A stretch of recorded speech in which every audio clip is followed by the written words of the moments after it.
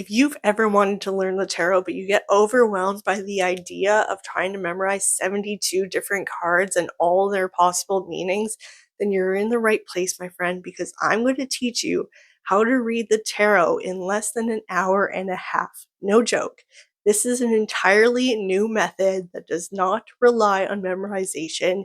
It utilizes your intuition, it activates your psychic ability, and helps you understand the cards on an energetic and symbolic level so that you don't have to worry about memorizing each individual meaning.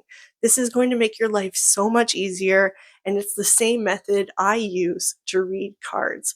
So if you don't know me, my name is Holly. I'm an intuitive spirituality coach.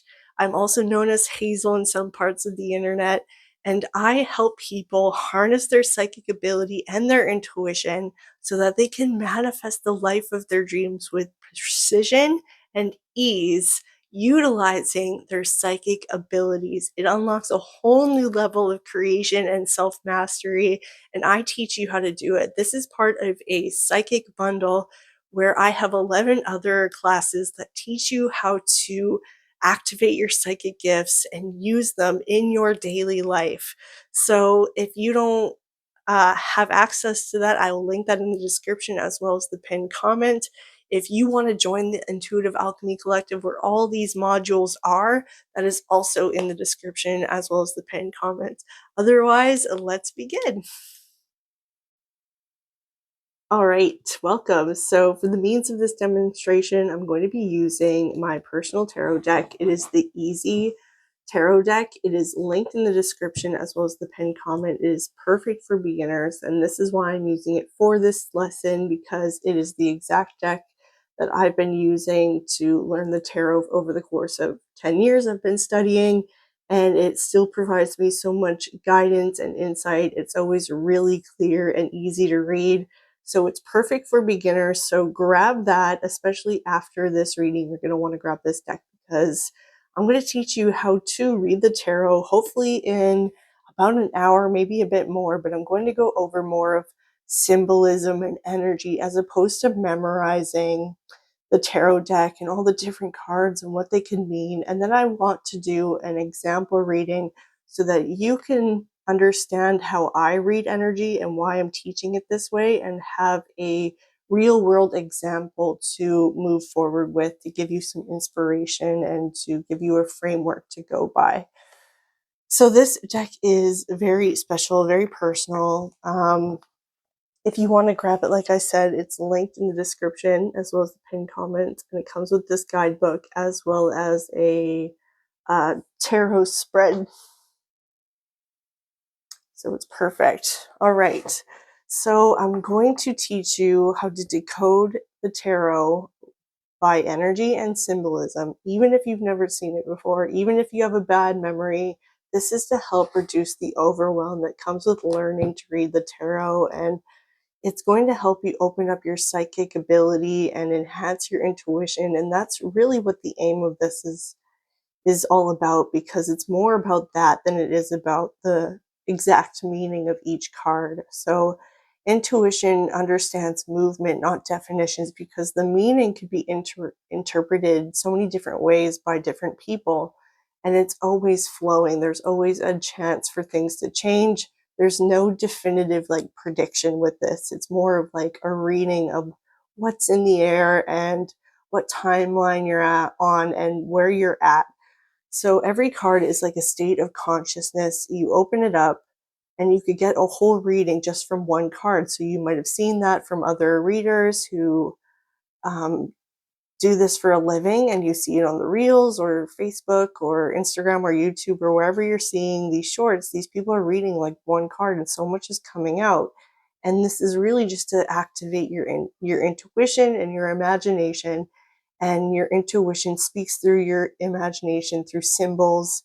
And that is why the tarot is so perfect for people who want to begin just developing their psychic ability and developing their intuition, because it helps you understand the symbolism. And that's how our mind speaks and how we understand the world and how our imagination works.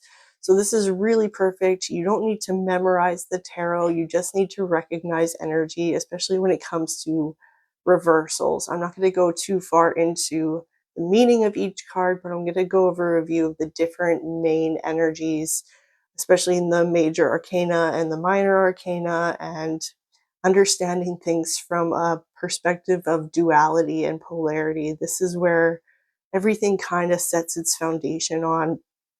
And so this is how I understand the tarot when it comes to like reversals and where things are positioned and how the energy of the whole spread is reading.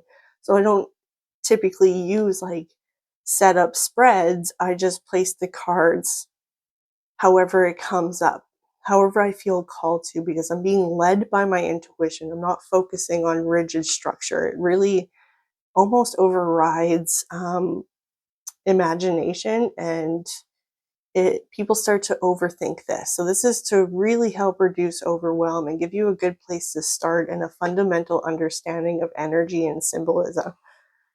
So what do you want to understand when you do a tarot reading? Like what needs to be seen? And you're being led by your intuition, and the cards just give you a reference of that energy. So we're going to look at the big picture of this. Tarot is a living map, major versus minor on the energy scale. So major arcana is the soul level, identity shifts, destiny themes, and I'll give you a cheat sheet to go with this that I'll link in the description and the pinned comment as well. And the minor arcana is day-to-day consciousness, reactions, processes, challenges, lessons, blockages, or opportunities. So the major arcana asks, who are you becoming in this process? And the minor asks, how are you responding? So feel free to take notes, pause this video, come back to it as you need, but try to keep it as simple as possible and reference the cheat sheet that I'm going to give you. So another way that the tarot is read is through numbers. Each card has like a numerical value attached to it. And so it's important to understand numerology in this process as well. And numbers are the language of the universe. They make up code that is projected into this reality. So this is why numbers are so significant, why angel numbers and repeating sequences are so significant. So I want to help you understand the 1 to 10 scale that comes with numerology and is in the tarot. So we'll do this very quickly. So number 1 is about initiation, spark, and will, that beginning energy, that movement, that creation, that spark. 2 is duality and balance, polarity, reflection, and tension, where you're too far onto one side. You need to balance the scales. Think of balance and harmony when you think of two like pairs. Number 3 is about creation, expression, and expansion, because you're moving up in rank essentially and ascending through this cycle from 1 to 10. And this is why it's so prominent in the cards. And I'll explain that when we start to learn each card as we go through the deck.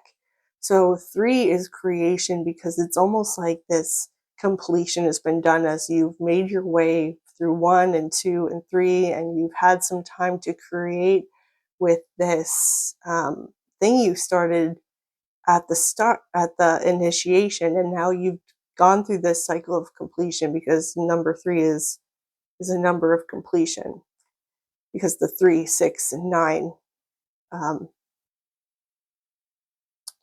um, it's like a manifestation number. I'm not thinking of the right word, but 369 is like the sequence of the universe, and then it just expands from there, and then you get into the Fibonacci sequence. So number 3 is particularly important because there's so much relevance to the number 3, especially if you're seeing it as an angel sequence. So 333, I want to focus on this one because it'll help you understand the energies moving forward. So think of like the Holy Trinity. It's the Father, Son, the Holy Spirit, past, present, future. There are so many um, holistic things that are integrated as one whole when you think about the number three. And we'll get into that as we go along. And then you really start to create this thing. And this is why triangles are so powerful, because they have 3 points.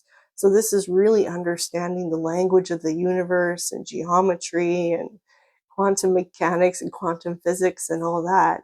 So this is when things are made real into the physical realm. They take this tangible whole thing, and then you start to build it on more from there, which goes into number four. And you create this structure, this foundation, like a square, the four corners.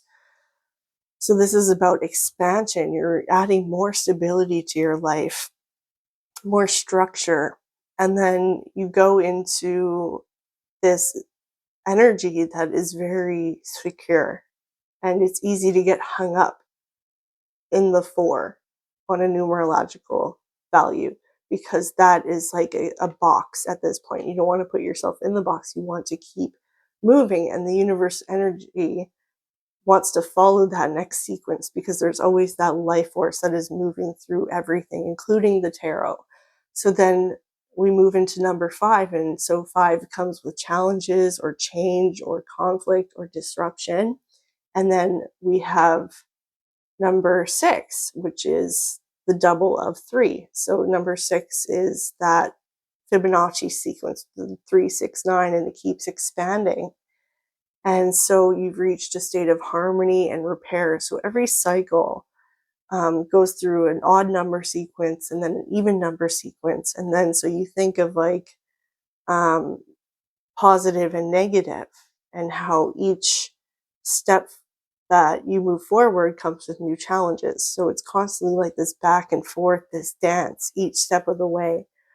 So then once you've achieved that harmony and that repair and that alignment, it eventually has to be preceded by the opposite. So we talk about polarity and duality again. So then we move into the number seven, which is about inner testing and faith and refinement. And lucky number seven, this is where you start to become blessed. You have done the work, you've repaired any like holes in your energy or in your environment. You've repaired conflicts, you've gotten through change and transition, and harmony was restored. And then you start moving forward from there, and you start to get tested. Your faith gets tested. And so when you follow that momentum, you move into the abundance. The number eight is a representation of abundance with the infinity symbol. And that means power and momentum and mastery, and how everything comes full circle and you're constantly evolving.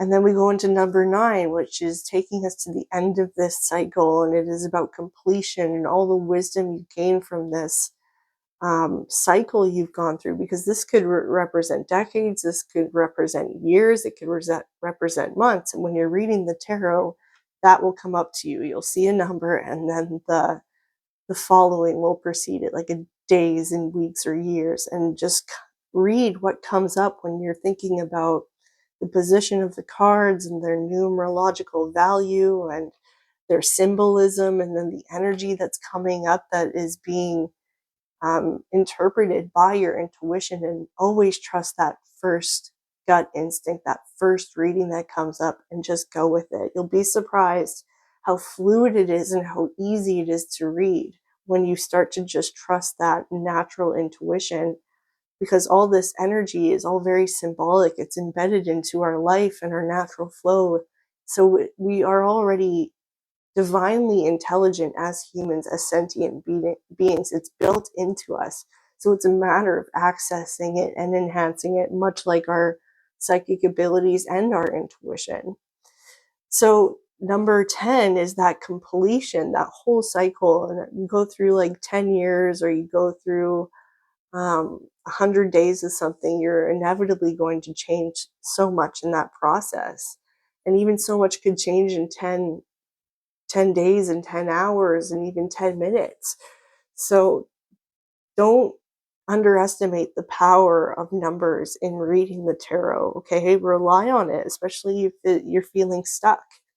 And think of where that is in terms of the cards that are coming up and their numerological value and the entire energy of the spread.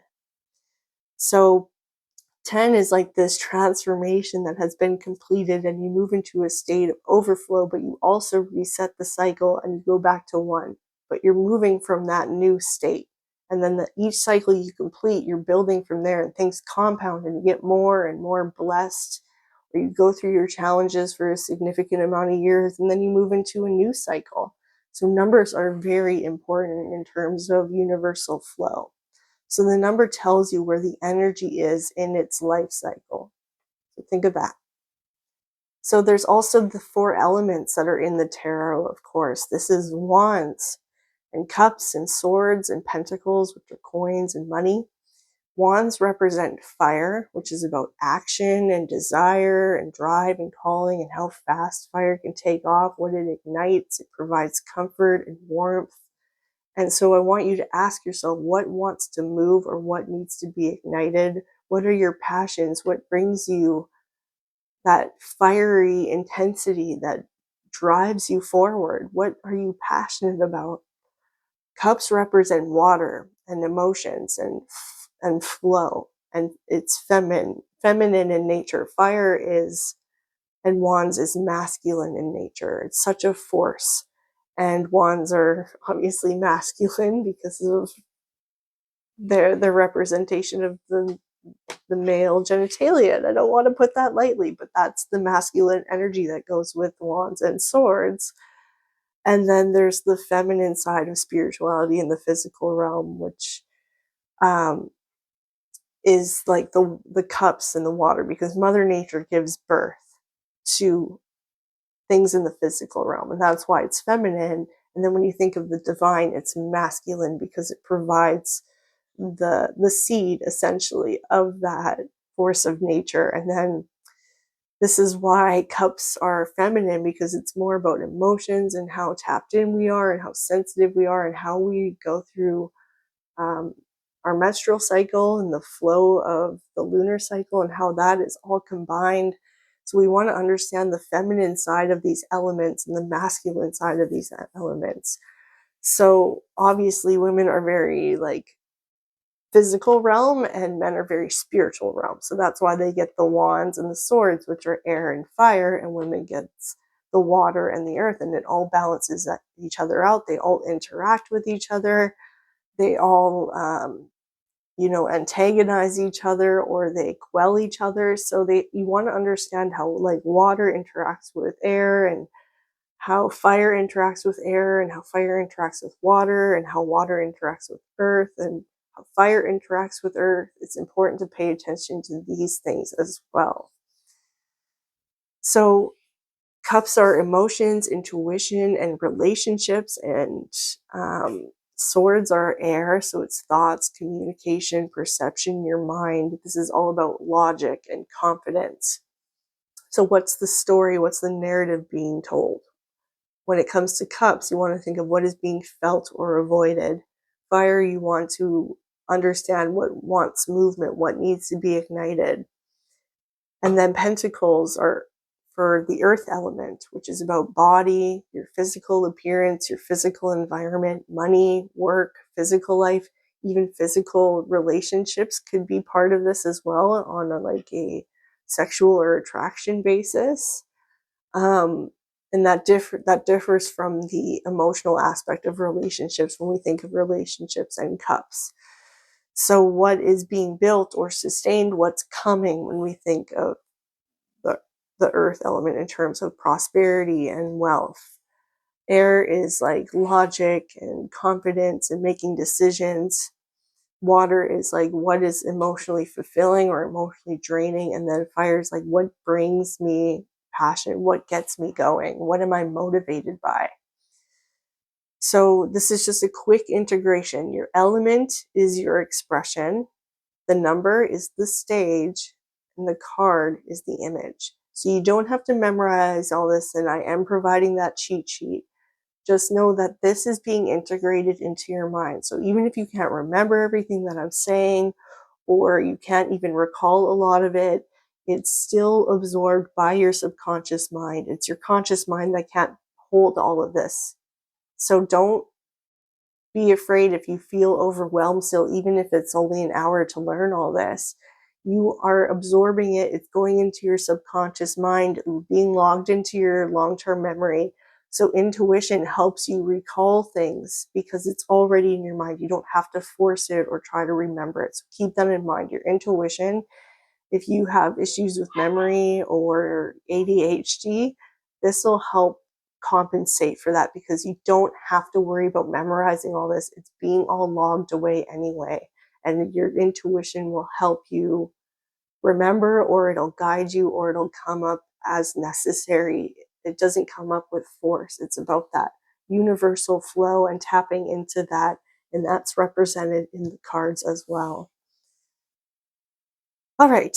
So the card image is the message. So you already know the meaning if you know the element and the number. So I'm going to go over this very shortly as we move into going through the deck. This is just an overview of energies, and then we'll move through the deck um, and go from there. So duality, polarity, masculine and feminine energetics is what I focus on because it gives you contrast. There's this story that's being told.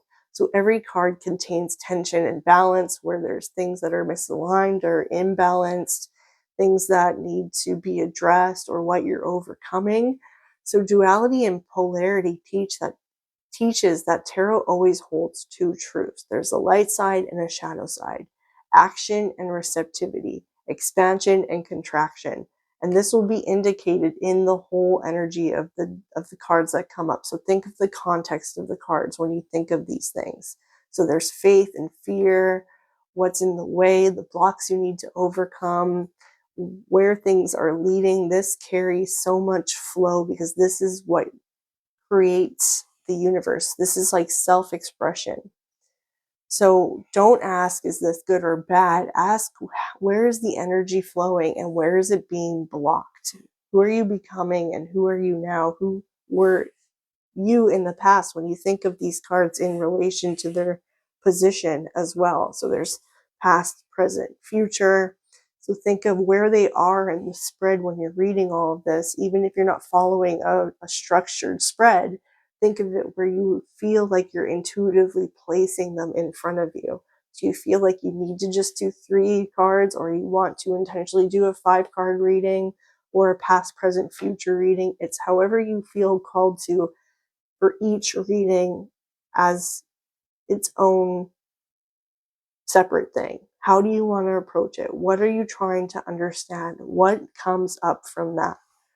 So it's very intentional with each reading and making it its own thing, and what is wanting to be said and what are you feeling called to deliver in terms of the message that you are channeling. So the masculine and feminine energy in the tarot is not gender, it's energetic. So masculine is about direction, action, assertion, will, often seen in swords, wands, and kings. The feminine is receptivity, intuition, embodiment, often seen in cups, pentacles, and queens. And we'll go over to this as we go through the deck. So here's a tip. Too much masculine equals force and burnout. This is when we're hustling. This is like sales tactics, hostile, masculine toxicity, like all of that, too much. And then we could go too far into the feminine, which is stagnation and avoidance and passive aggression and irritability and like weakness and victim mindset. There's just each come with their own set of problems on the shadow side as well as the light side, and they could constantly go from one to the other or be imbalanced, and life is always trying to restore harmony between the two, and that's why one goes overcompensates for the other to try to bring things back into alignment. So it's important to understand that. So when it comes to reversals, they're not necessarily bad. um, Here's an easy way to read reversals. They're blocked energy. The energy wants to move but can't. Internalized energy, which is happening inside, not externally. An excess or deficiency, so there's too much or too little of the upright energy, and so it's trying to restore balance. and invitation, energy asking for awareness, not action. It wants to stand out. All right, so we're getting close to going over the deck. This is a good intro into energy. So I hope that you're just like taking this in and just listening to it. I will get to the cards in a minute. We're almost there. So thank you for listening to this part because it's going to help you as we dissect the deck. And so I'm really trying to get this done within an hour, and I think I might do it. So I'm very excited. I hope you are too. I hope you're learning a lot. So how to intuitively read any card. This is now we're going to get into it. We're going to put it all together. So when you're thinking of an intuitive reading, what do you feel first? What comes up first when you look at even the one card? What just comes up? Be mindful of that. What element is speaking? What stage is the number in? Where is energy flowing or resisting? And what is being asked of the querent? What are you asking? What are you wanting to know? What message is trying to come through? So if you need to pause this video and write down those questions, it is also in the cheat sheet that I am providing in the link um, in the pinned comment as well as the description. I'm going to keep reminding you of that. So I want you to understand that the images on the cards will trigger your intuition, and just trust whatever comes up. Your first thought is usually correct, and tarot speaks in themes, not in sentences. So think of seasons, masculine, feminine, their numerological value. Pay attention to just whatever comes up into your field of awareness. Even if you get the same cards again and again, they'll each read differently. Different things will stand out, different messages will come up. It's really quite interesting when you just allow your intuition to lead the way, because then you don't have to worry, you don't have to force it or try to memorize anything. Let the cards speak to you and just let your imagination take hold and trust your intuition. So it doesn't give answers, it reveals your awareness in this setting, in the awareness of whatever stream of consciousness you're picking up, because you almost find that it's not coming from you. It's coming from not the cards, because I don't want to take away from the power of God and how he speaks and moves through everything. So cards are just a neutral tool that the divine speaks through, and then it's just another way of interpreting symbols and divine messages, decoding the universe's language and what God is trying to say through the cards, and then you interpreting it through your imagination and your intuition. So practice obviously helps. Try to pick maybe one card a day for yourself, and you'll learn, you'll get more familiar with the deck that way as well, because that's also important. Obviously, memorization helps you get more familiar with your deck, but especially if you're doing your own readings, it really adds relevance and context to each card when you're trying to memorize it. And you can even keep a diary if you want, like write what comes up for you for each daily card pull, and then you'll start to see patterns and you'll start to understand things, because you're taking that intentional action and writing it down. And even the memorization is supported when you write things down as well. So keep that in mind. All right, so we're getting close to finally going through the deck. So trust what comes through, read the energy before trying to understand the meaning, and let the symbolism speak before logic interrupts. So yeah, I think we're ready to get into the actual cards. So major arcana is about soul lessons, identity shifts, destiny moments, and long-term themes. Minor arcana is daily patterns, reactions, and habits, how energy is being managed, and short-term movement. So major is who am I becoming, minor is how I'm responding. So this is all just going to be summarized in that cheat sheet. All right. So let me just find my place, and then we'll get into reading the deck.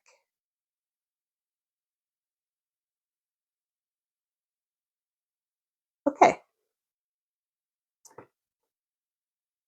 So we want to talk about the four seasons as well, because spring is like the start of the year. You've been lied to. January is not the start. Spring is the start. So this is about initiation and emergence, fresh ideas, new beginnings. The summer is about expansion and growth. The fall is about integration and harvest. And then the winter is about rest and renewal and the shadow side of things, which leads to introspection. So think of the seasons and where you're at when you're doing the reading, because the time of the year is very relevant. So I want you to understand what the actual new year is, so it helps you read the energies better and help you um, unlearn a lot of the lies that you've been told as part of this illusion in the matrix that we're in. This is going to be so healing for you. So I'm really excited because the tarot isn't just like a cool party trick. It really is so healing and provides so much insight. So be mindful of what month you're in, what part of the year you're in, what season you're in. So yeah, I think we're ready to get into the tarot deck. All right. So we're going to go over the major arcana first, which starts with the Fool. Okay, I'm not going to go over each card for very long specifically, but just to start, this is given the number 0 because 0 is the start of that 0 to 10 sequence that we talked about. But it is also 0 is a number of infinity because it just goes in circles again and again. So the Fool might be starting a journey and he might be naive, but he's also been around the block a few times. So this is why it's important to think of the numerological value that's associated with the card. So this is who you're becoming. This person is obviously at the start of their journey. So we have the Fool, and then we move into a more mastery position with the Magician. This is about like creation and initiation. So think of the numerological values and how they sequence through their cycle. And then we move into the High Priestess, where you're really tapped into the divine and spirituality. There's so much insight. This card is about intuition, harmony, almost like you're dancing. There's this balance between the physical realm and the spiritual realm, but your physical body feels so connected to the divine, and it's also connected to your subconscious mind. So it's important to think of how our consciousness is created when we think of these cards, because our intuition is a mechanism, a structure in our mind.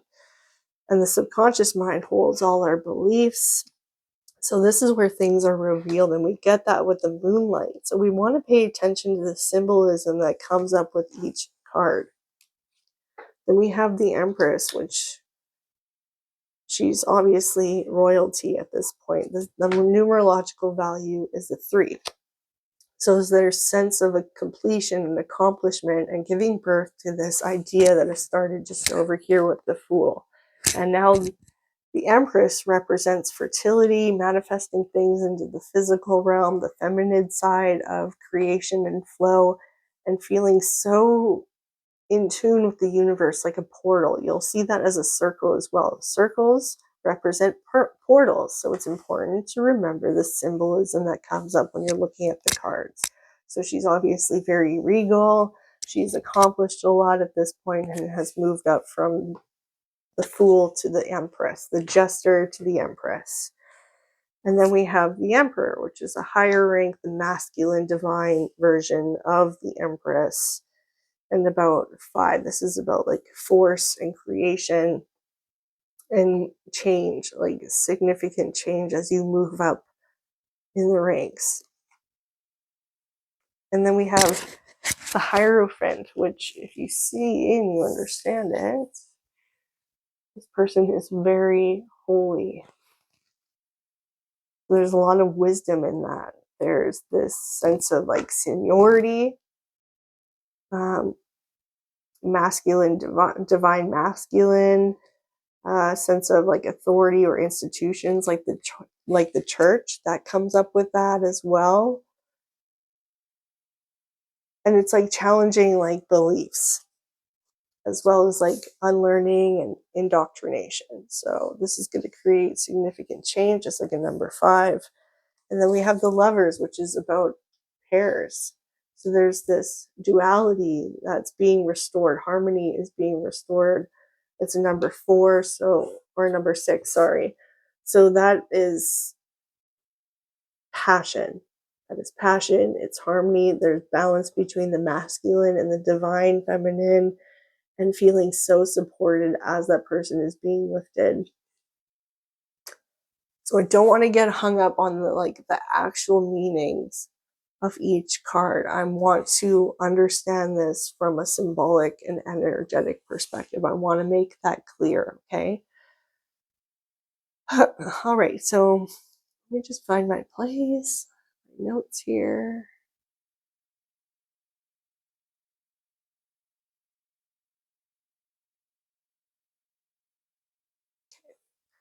So we have the Chariot. So when we think of chariots, we have movement as well. You'll see this person is being supported. There's a lot of gold and silver in it, so it represents prosperity.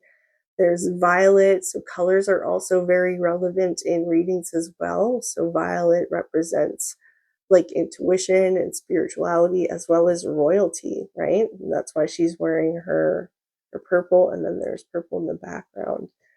And so it also represents movement because of the wheels, right? So you're moving with this card. If this comes up, it often represents movement. So maybe we could use the book to help us with this. Let's reset the cards.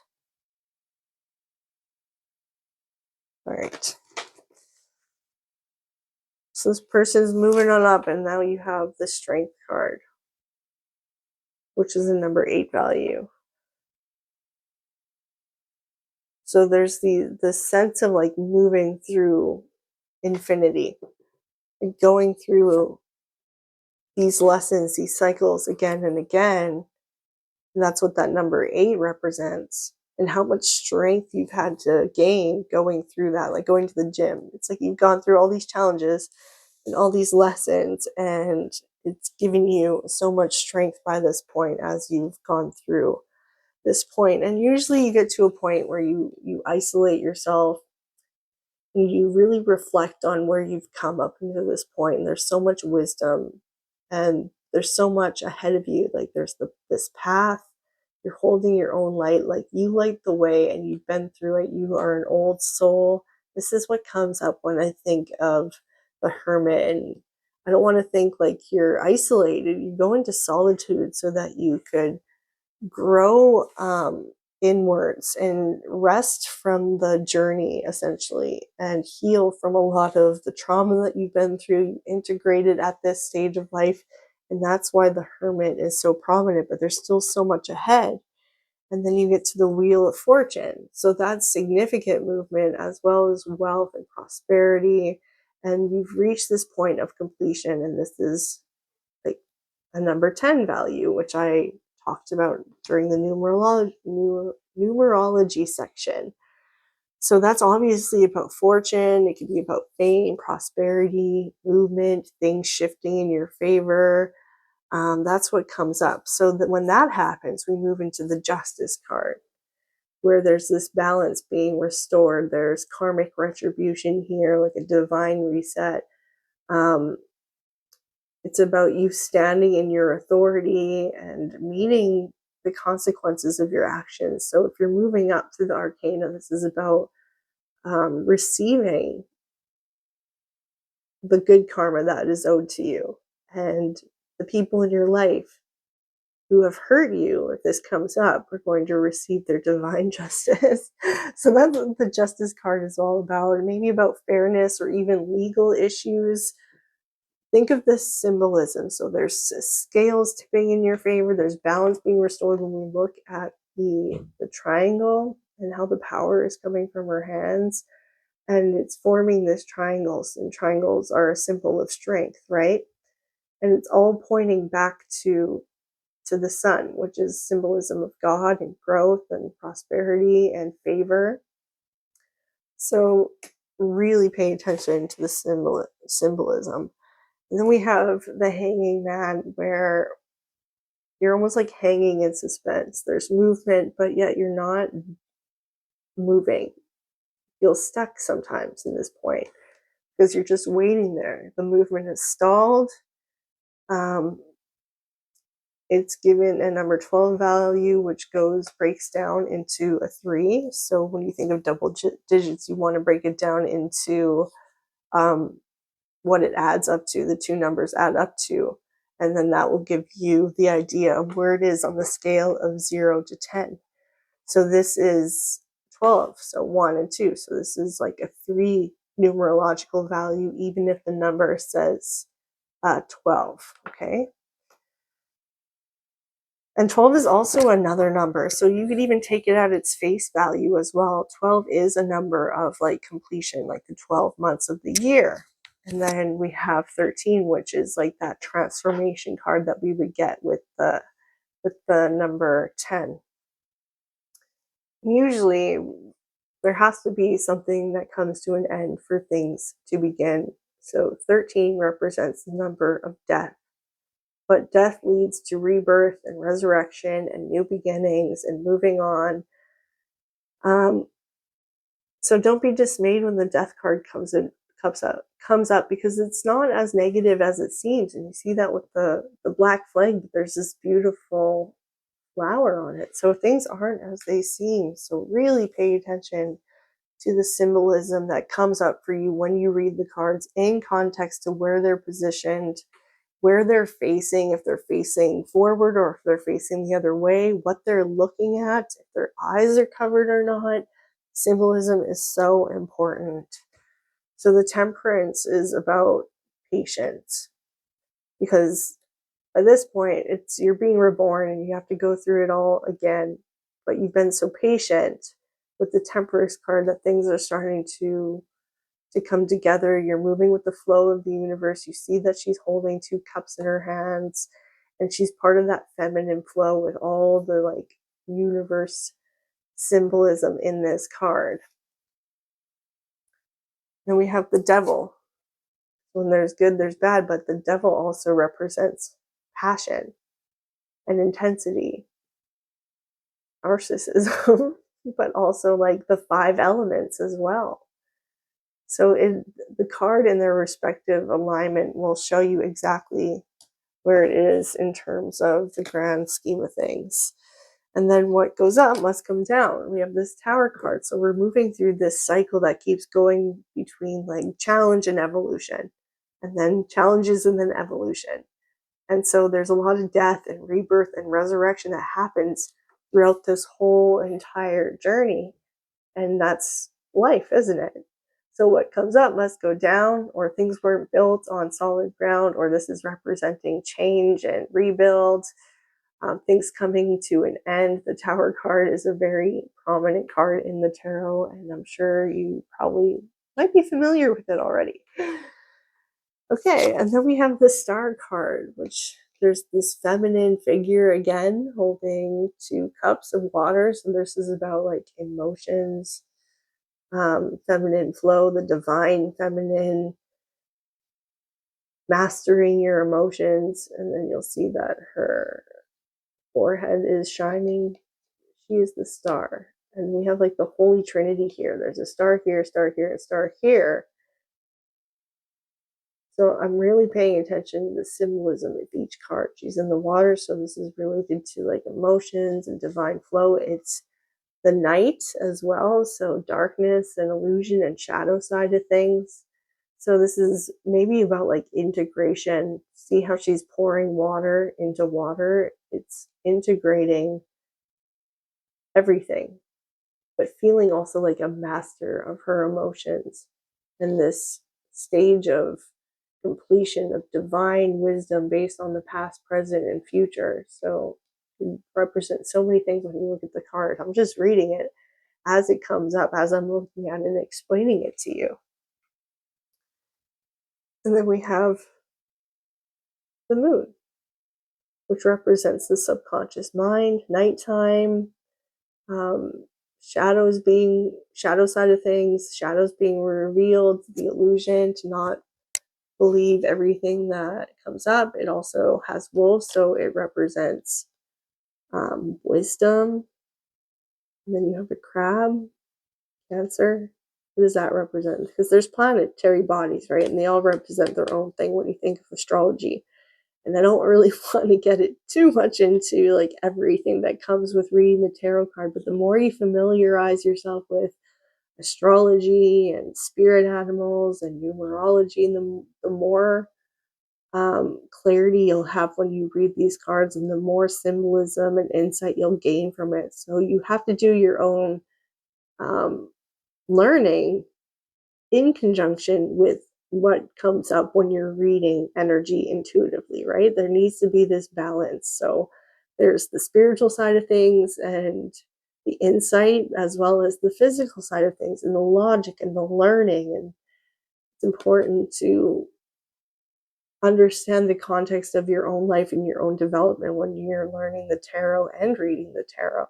So I hope that this is all starting to come together for you. Okay. All right.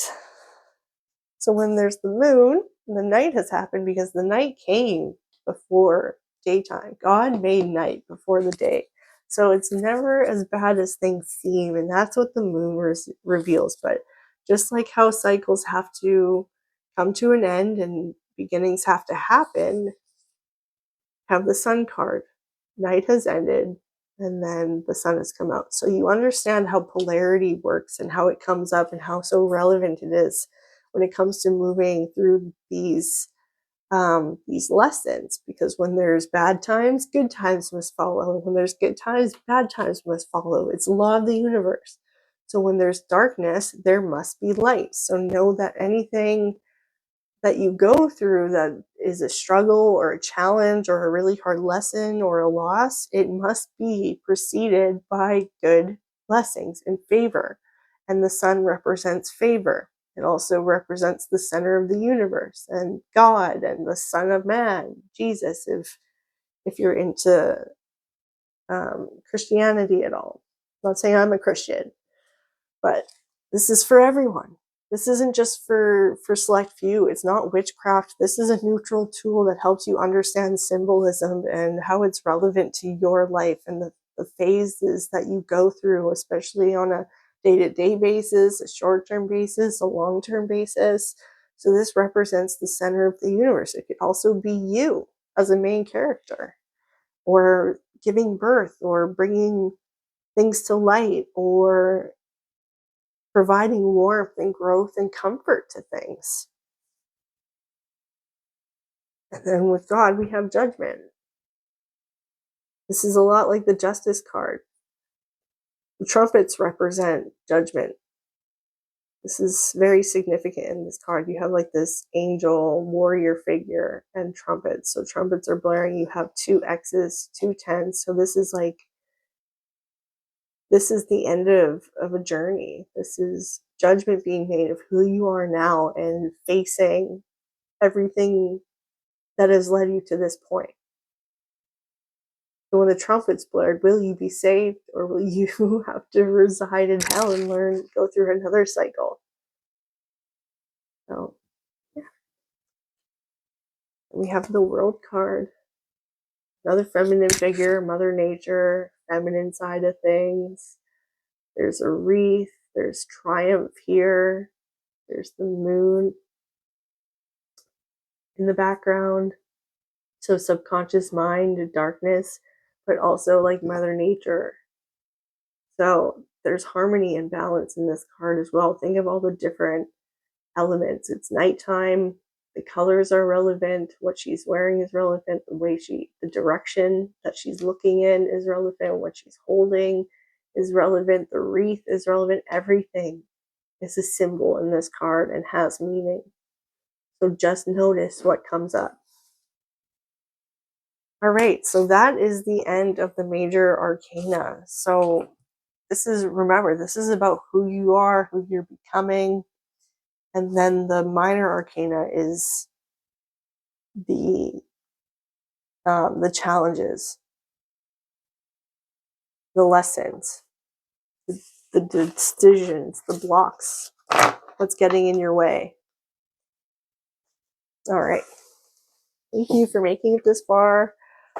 I'm not going to go through each one like I did with that because that one's major arcana, so important. But now we're just going to go through each element at this point, and then the royals, and yeah, and then I'll do like a mini reading. So the class should just be hopefully be like another maybe 20 minutes, and then a reading, so maybe an hour and a half this whole thing will take.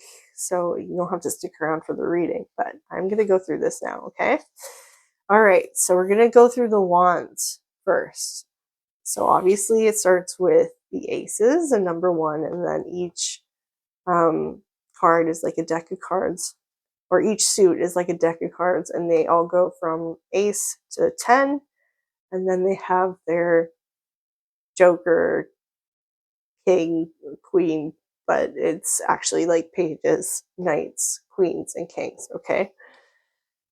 All right, so we have the wands. So it starts with ace of wands, 2 of wands, 3 of wands, 4 of wands, 5 wands, 6 of wands, 7 of wands, 5 wands, 8 wands. Oops. 8 of wands, 9 of wands, and 10 of wands. Okay, so this all tells its own story as well, right? So when the deck is in its proper sequence, you can look at the cards and see how it each leads to the next step, right? So obviously if you do a reading, it's going to be an assortment of different cards, right? But sometimes they'll come up in order. So that's when you would read it as it's laid out. It might be in order, it might not be. So think of the relevance in terms of its position, especially even when you're looking at the numerological value. Is it in the right sequence? Is one misplaced? It all gives you an idea of where this person is in this journey and the things that come with it. So this is all about like passion and purpose and masculine energy, creation, strength, very masculine energy, very fast energy, a lot of movement. So this is what I'm looking at as like a bigger picture.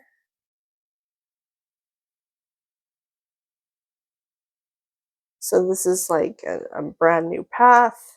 You'll see how it all moves through a sequence, okay?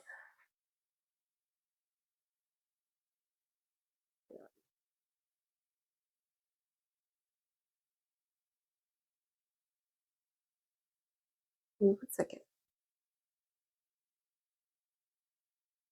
All right.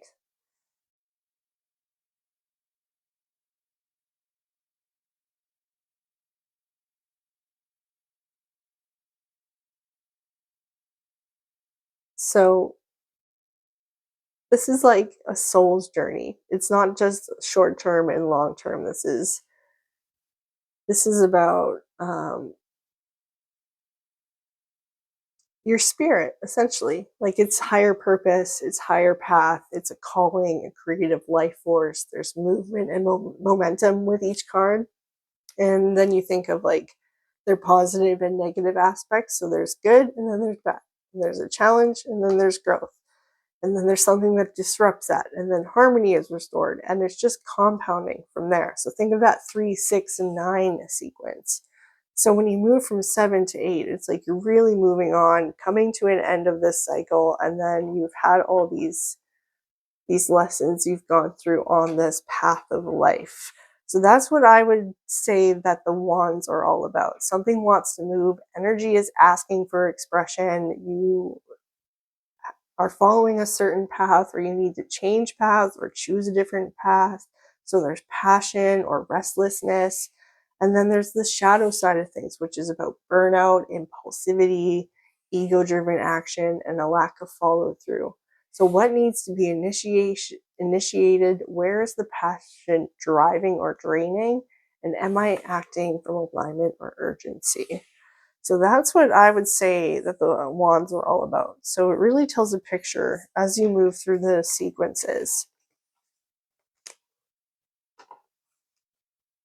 Okay, and then how I give you an example reading will really help you figure this out. So we're going to go into the cups now, which is about emotion, intuition, connection. The Ace of Cups is like the holy grail of things. So it's really connected to the moon. The moon is a reflection of your emotions. And then emotions and relationships. So the Two of Cups is prominent with this couple here. There's masculine and feminine, that divine. And then the Three of Cups is that harmony, that balance. So there's three women here, and it creates like a triangle. And then we have the Four of Cups. So there's shadows, there's like avoidance, emotional dependency, illusion or projection, suppression of truth. This is what would be the shadow side of the cup suit. Cups and cups. All right.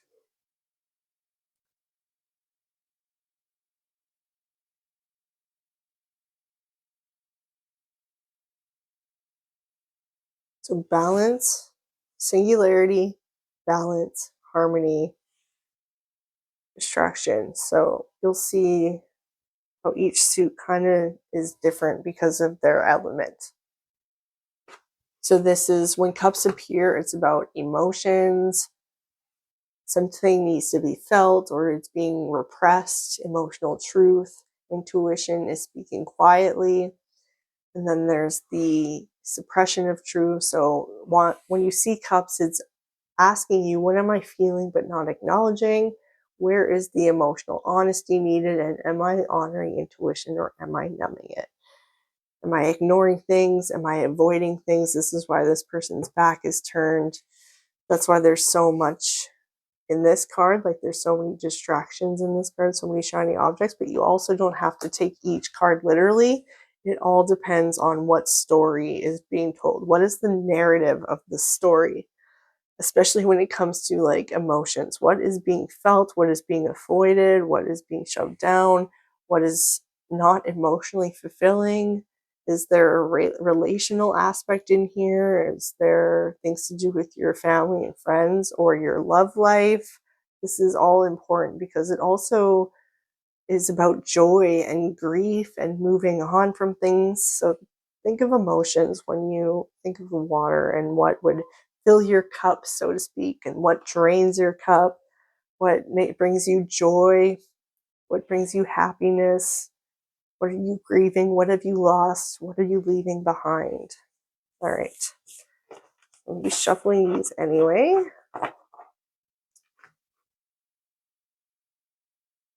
And then we have the swords. So we have the Ace of Swords, one sword, two swords, three swords. Always think of like completion. 1, 2, 3, done. And then fourth, like completes a structure. Then 5 changes something. And the 6 of Swords.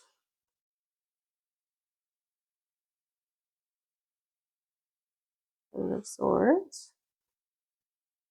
This person's like looking at the reader, whereas in the cup section, the person was looking away. Their back was turned. So think of what they're looking at, who they're looking to, if their eyes are covered, if they're lying down, if they're sitting up, if it's night, if it's day, if it's lighter, if it's dark, what phase of the year you're in, and then the Ten of Swords. All right, so when swords are about air, so the season is spring, it's all about like the mental aspect of things, your mind, your truth, your perception, how you communicate. It's masculine dominant. When swords appear, it represents thoughts, beliefs, communication, mental conflict, or clarity. And a narrative is shaping reality. Truth wants to be spoken, clarity or confrontation is needed. So the shadow side of it, which is the opposite, is anxiety, overthinking, harsh self talk, mental loops, mental blocks. So the key questions when swords come up is what story is being told? Is this thought true? Are there blocks? Is there conflict? What truth is being avoided or distorted? So this really comes to like, how does your anxiety hijack your thinking? Where do you lack confidence?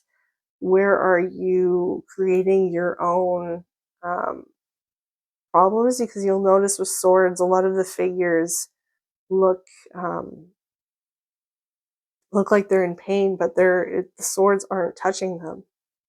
So it's this mental anguish that we put ourselves through. So this gives you a lot of insight into like mental health matters, where there's a lack of clarity, where there's conflict when it comes to like the stories that are being told. Like maybe there's a sense of like deceit or lies. Really think of like the sense of communication and thought processes and how logic interacts with emotions when you're reading swords and cups. So when you look at the general picture of things, you'll get an idea of what the consensus is.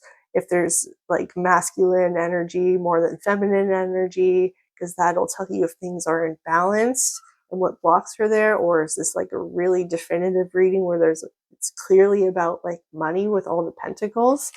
So the general reading of things is so important, and that's why we're laying these out like a story, because they all each suit tells their own story. Okay. All right. So I implore you to obviously get your own deck and get familiar with the cards. So I highly suggest you get this deck. Please get it from the link in the description. I do earn a small commission, but it is very small and it just helps support my business and gives me the time and energy to do this work.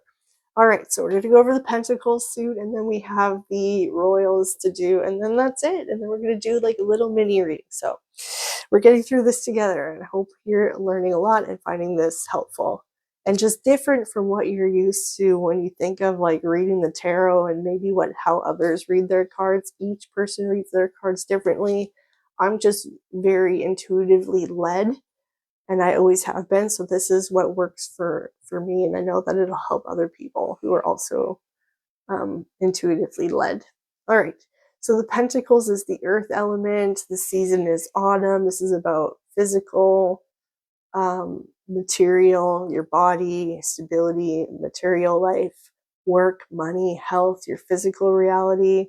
You're grounded and sustained. There's growth, and that leads to prosperity, or even like your physical appearance, your physical relationships, where you could be potentially moving if that does come up. Your career is significant.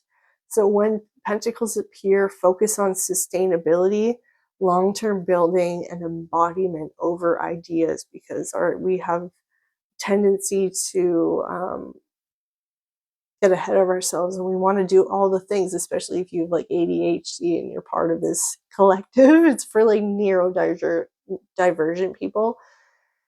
And so we have the tendency to have all these ideas and then we burn ourselves out. So that's related to the physical aspect of the Pentacle suit. So we have the Ace of Pentacles, which is like new career, fresh ideas, prosperity coming in.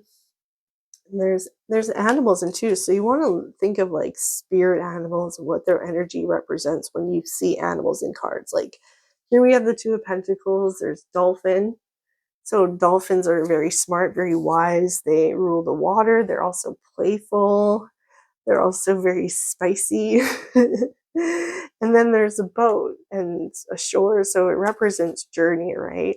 So this could represent like taking two different paths, or there's potential for prosperity, or needing to juggle your finances, going on a journey, overcoming like debt. So this is This is also about like creation and play with the dolphin in the background. We have the Three of Pentacles, this person that's hard at work. We have the Four of Pentacles. Now they have all their money, but they are overcoming their scarcity and their lack, because that is the shadow side of prosperity, right? And then we move on to like being challenged by money, and these people, they're like wearing rags, right? They're not part of the royal people who have all the nice clothes. So what they're wearing is relevant. The symbolism is relevant. The numerological value is relevant. The darkness and the shining of the light. So this is representing like a change in finances or overcoming scarcity or lack or poverty, and then moving back to a more harmonious, abundant state. It's represented there, and you see hands. Hands are out. All this money is overflowing. So this is like blessings, right? And then we have the Seven of Pentacles. So you really see how this is about like material and physical wealth, but also like your skills that you have. Especially if you're studying for like career, like you're going to school and you're studying for like a very well-paying job. And then we have the Nine of Pentacles. This woman is very abundant, very rich, very regal, especially in comparison to these people here. We have the Ten of Pentacles, which is like overflow, treasure.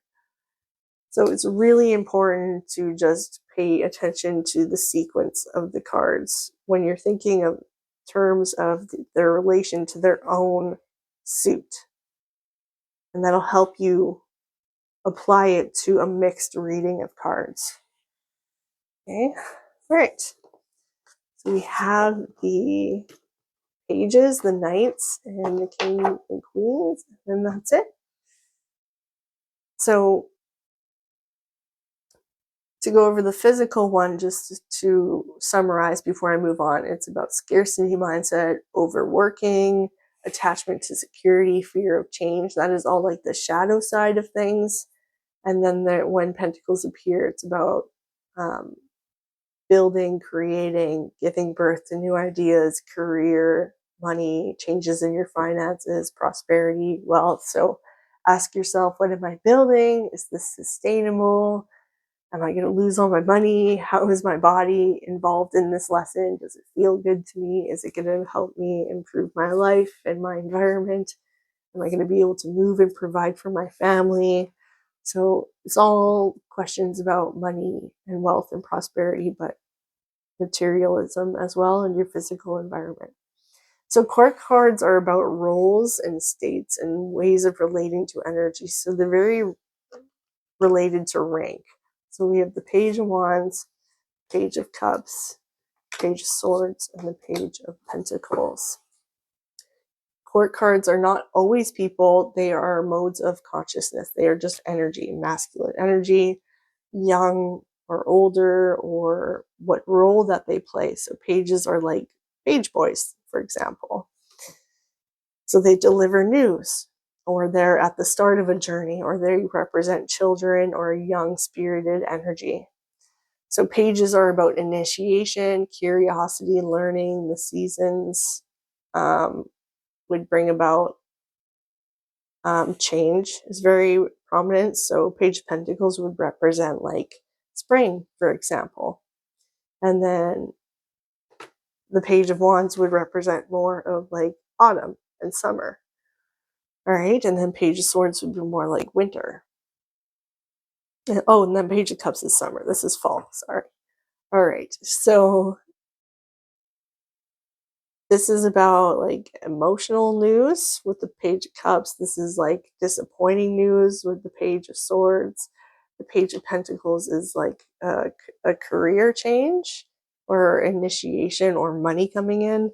And then the Page of Wands is like looking towards the opposite direction. So it's focused on its own, like on the path ahead. Very purpose driven, very curious, because the wands represent creation, right? All right.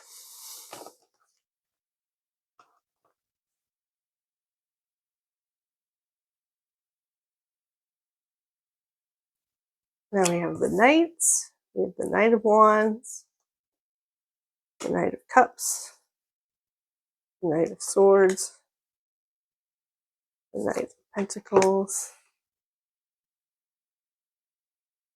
Knights represent movement, action, pursuit. Like they're there to defend, they're there to charge, they're there to wait, they're there to lead the way. They're just obviously very masculine in nature. And so the energy is high with these cards. Think of like summer. So there's direction and speed. And so this person here, because when we think of the elements, the physical element is very dense. It's what makes up our physical reality. So it's at its lowest, densest state. It vibrates at the lowest. So this is very slow energy. So this knight appears to be waiting. And this is more about like fast movement, charging ahead, confidence, especially mental confidence and clarity.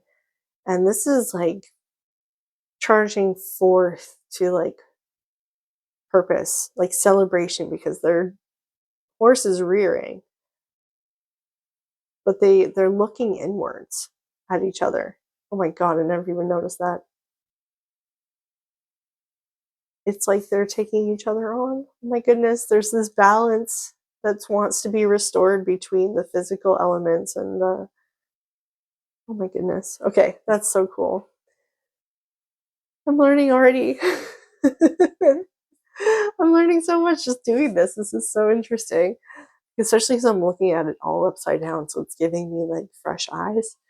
So yeah, knights are about like action and pursuit and defense and protection and waiting and charging forth. So one is waiting, one is charging forth, the other one is like defending, and the other one is like rearing in celebration. So you could really see that, and that's the energy that they're giving off, right?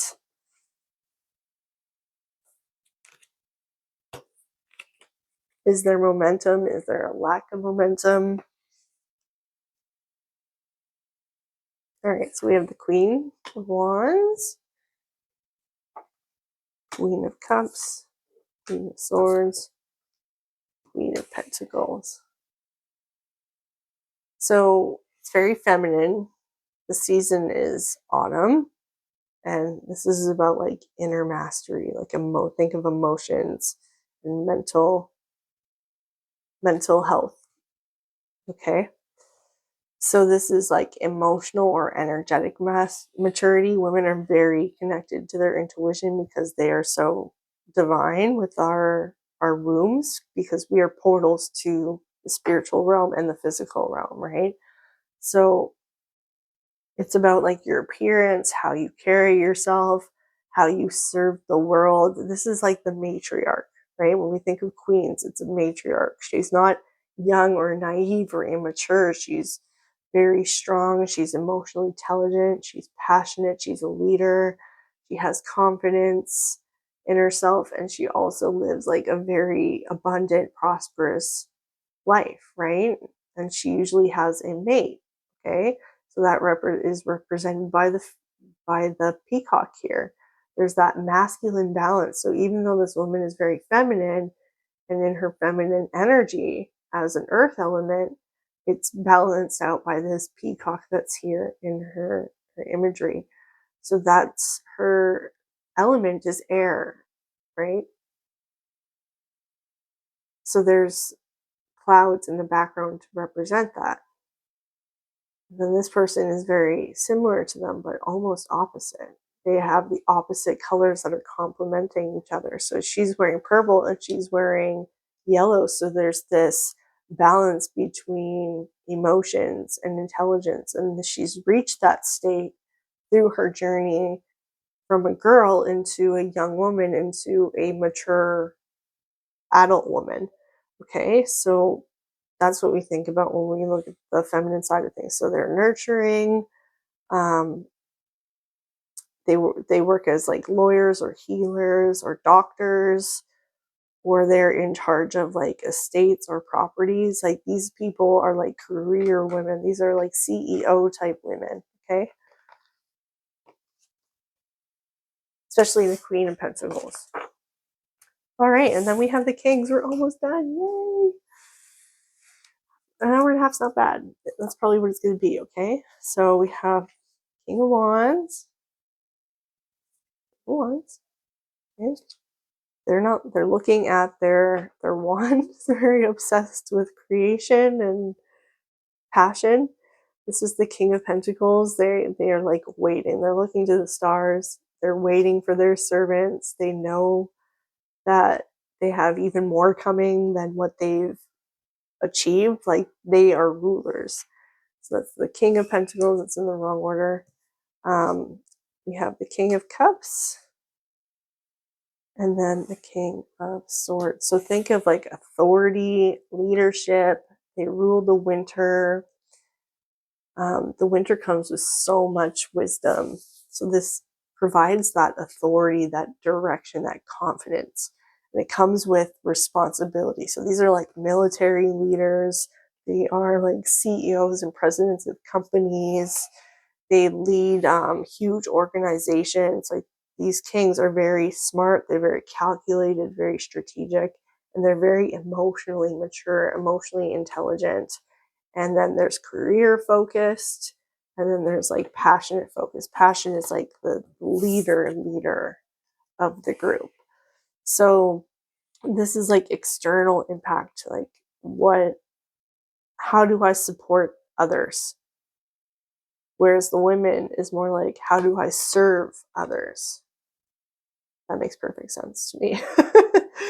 So where are they leaning, or where are they feeling aligned, or maybe too controlling? There's this imbalance, right, with each reading that wants to be restored. When we think of polarity and duality, what story is being told when it comes to the duality side of things? And polarity represents the imbalances. What is imbalanced in terms of masculine and feminine energy? Think of the bigger picture and then work down into the final details. So reversals show how energy is being experienced. It is not punishment. It is blocked, internalized, delayed, in excess, or deficiency, or is trying to get your attention. All right, so yeah, I'm going to leave it at that. Because I don't want to get into too much detail of the cards. That's on you to like get more familiar with them. This is about reading like the overall energy and the symbolism of things. And so I want you to ask yourself, what category is the card? What suit are they in? Are they major or minor arcana? Are they in the court cards? What season is this energy in? When we think of their seasonal representation, but also our own seasons that we're in life, and the seasons of, what time of the year we're in.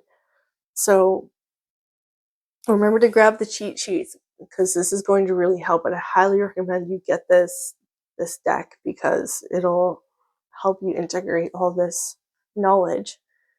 All right, so major arcana is the season of the soul. The suit is how the energy is expressed. The number is the stage of movement. The season is the life phase. And your intuition has final authority, so don't overthink it. Just say whatever comes up, because it will remind you of something. So tarot doesn't tell you what will happen. It shows you where energy lives now. Okay. That's the end of the lesson. It took me a little bit over an hour to go over it, and some parts were rushed, admittedly, but I didn't want to take up too much of your time, and I wanted to focus on the bigger picture of things.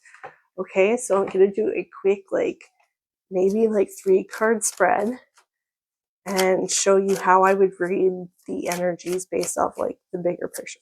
Okay. All right. So I sorted this deck, so I have to give it a good shuffle.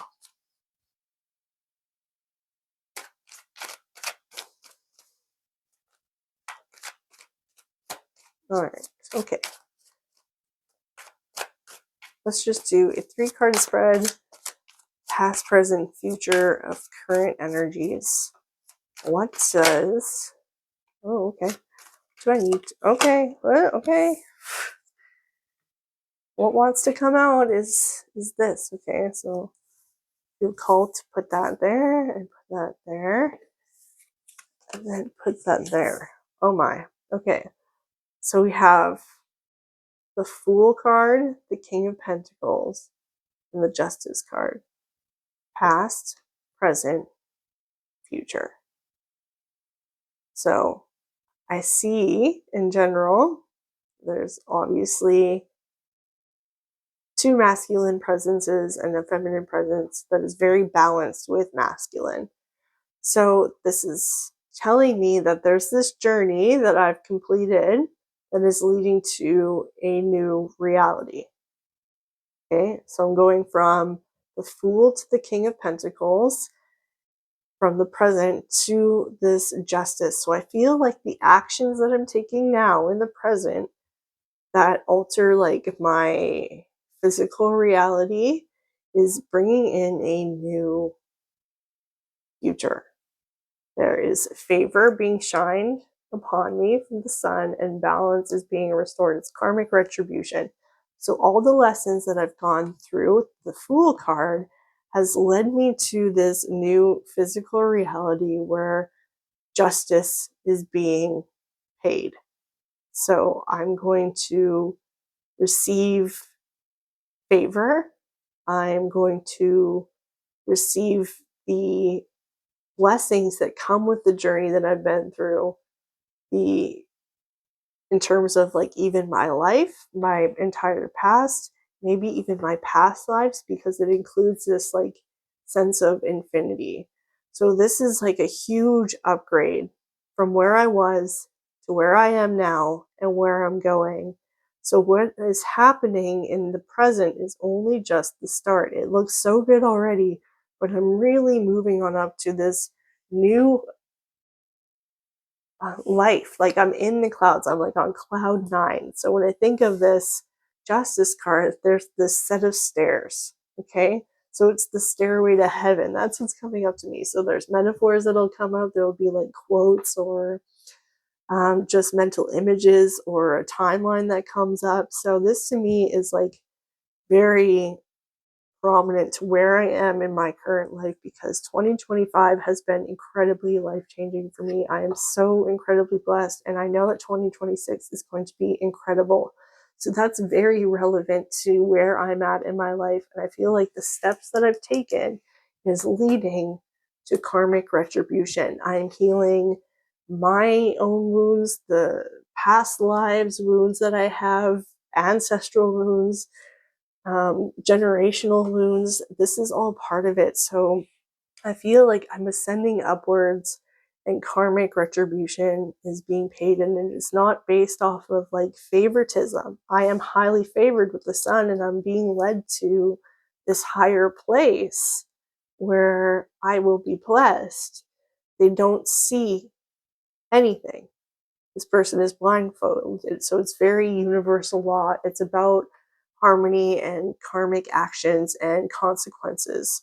So I've followed things diligently. I do all the right things. I try to be a good human, and I try not to sin, and I do the best that I can.